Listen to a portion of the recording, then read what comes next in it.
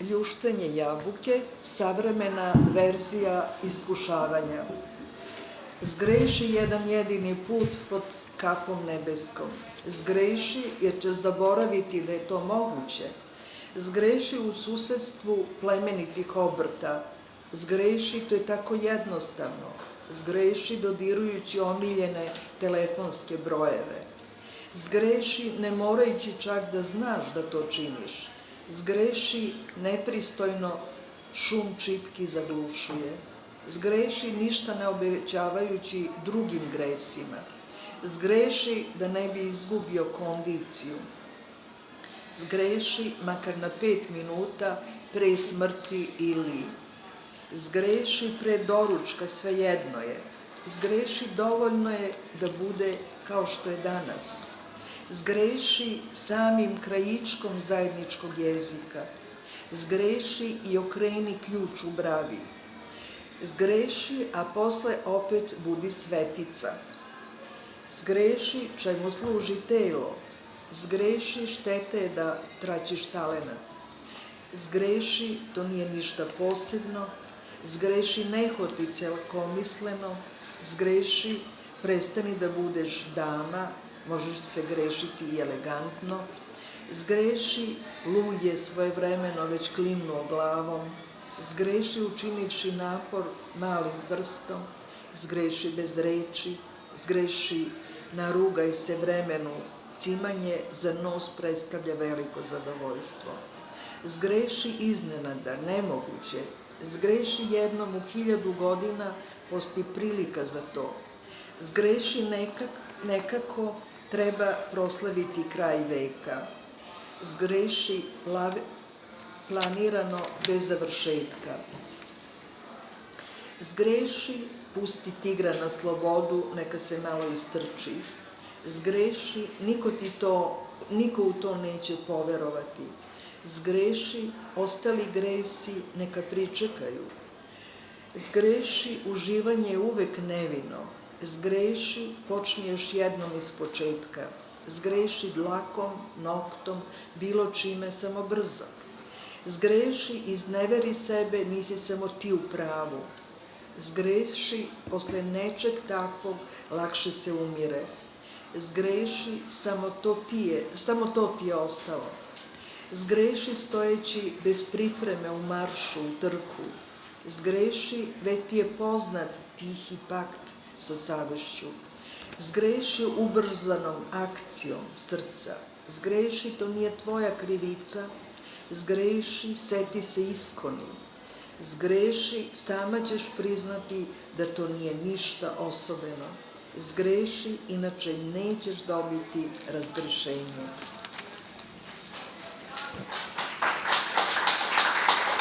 Hvala. Poljskom pesnikinjom Evom Zonenberg bavim se od 1994. godine, kada sam je upoznala u Krakovu. Njene pesme objavljujem u časopisima i knjigama. 2006. objavila sam izbor iz njene poezije naslovljen sa Imperija suze. Uskoro mi u Banja Luci izlazi novi izbor naslovljen sa Neuračunljivi. To su sve njene predlozi za naslove. Nalazi se i u mojim antologijama Moj poljski 20. vek i Rečnik mlade poljske poezije koju je objavio Treći trg i Atlas evropske lirike u izdanju Udruženja književnika Republike Srpske. Pesma Ljuštenje jabuke, savremena verzija iskušavanja, potiče iz zbirke Bukteći tramvaj, objavljene 2001. godine. Eva Zonenberg spada u moje najobrazovanije i najposebnije autore. Završila je muzičku akademiju, odsek klavir i magistarske studije iz oblasti muzičke estetike u Vroclavu. Filozofiju i magistarske studije sa radom o Hildegardi iz Bingena, 13. vek, koja je bila filozof, kompozitor i mistik, kao i književno-umetničke studije na Jagiellonskom univerzitetu u Krakovu. S obzirom na izuzetan smisao za jezik, odlično vlada engleskim, francuskim i nemačkim.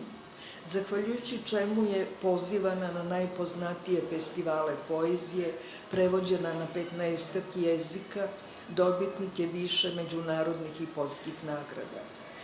Kod nje me je privukao originalan i bogat jezik, veoma širok stih, sa kojim postiže ritam kao da piše rimovanu poeziju, kao i krajnje poseban način interpretacije iste, često u vidu performansa, koji uvek pokazuje novu dimenziju njene ličnosti i poetskog izraza. Od drugih pesnika svoje generacije razlikuje se i izborom tema koje niko osim nje ne obrađuje.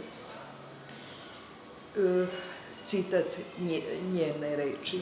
Svaki put kada pišem pesmu, čini mi se kao da pišem prvo delo u životu, što retko ko može da kaže za sebe. Premda je njena poezija, što posvedočuje i pesma Ljuštenje jabuke, u biti feministička, ona odbija da sebe predstavlja kao feministkinju. U svojoj posebnosti i samostalnosti sebe naziva čovekom, što potvrđuje iskaz. Svaki moj tom je zasnovan na drugačijoj zvezdi vodilji. To svojstvo objašnjava svojim životnim putem, sve produbljenijom spoznajom čoveka i sveta, rekavši nedavno: moj život imitira umetnost, ja sam poezija, poezija je jasno jedno.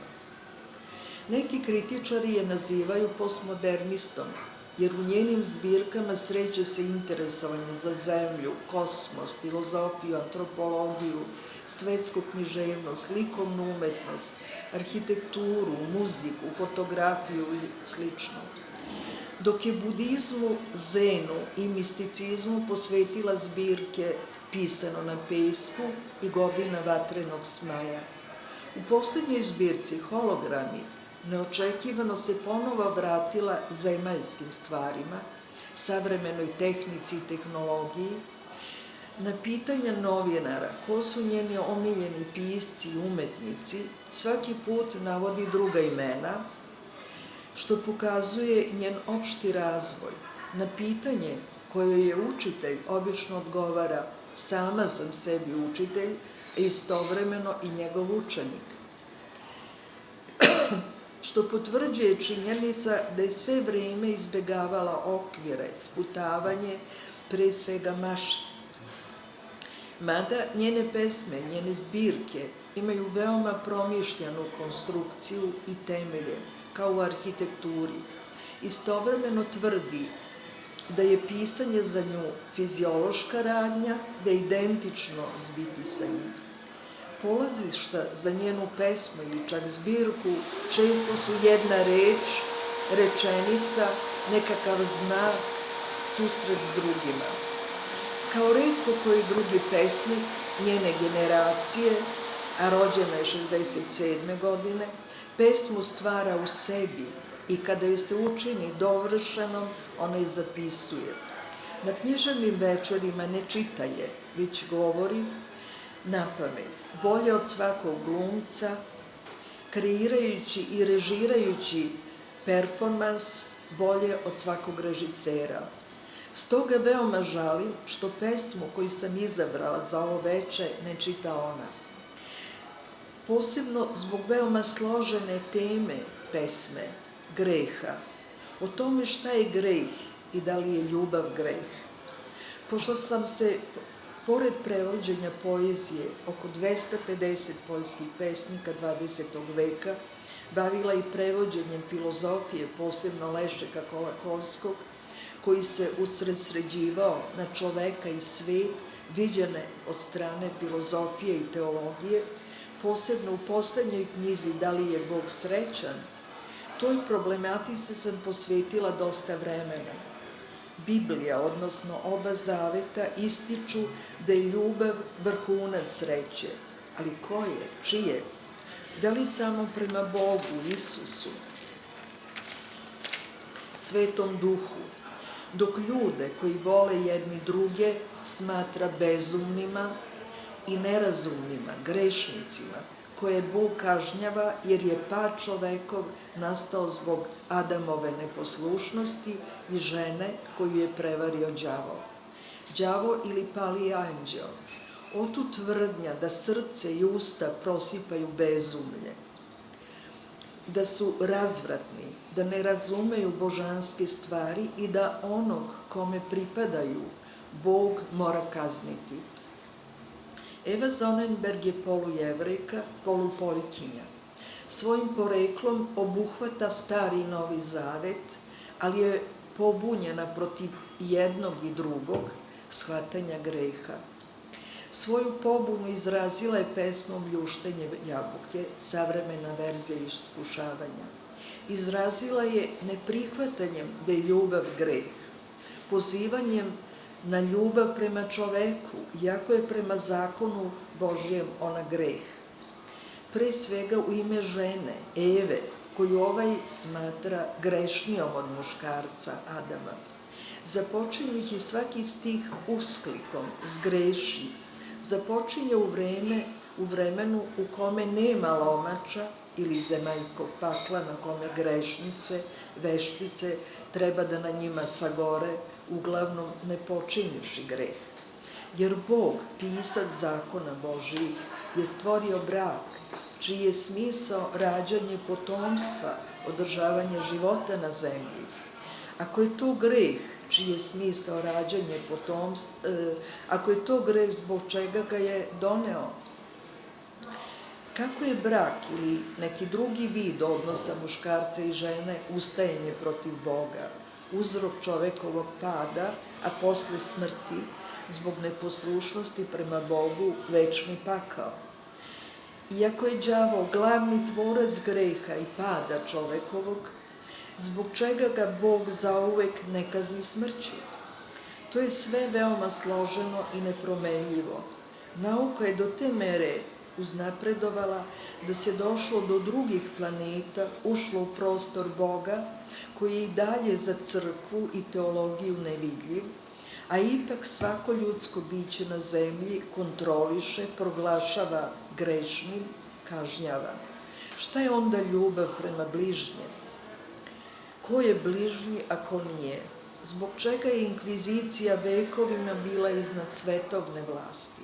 Sva ta pitanja u svojoj pesmi postavlja Eva Zonenberg, pesnikinja, žena. Veliko je hvala na tome.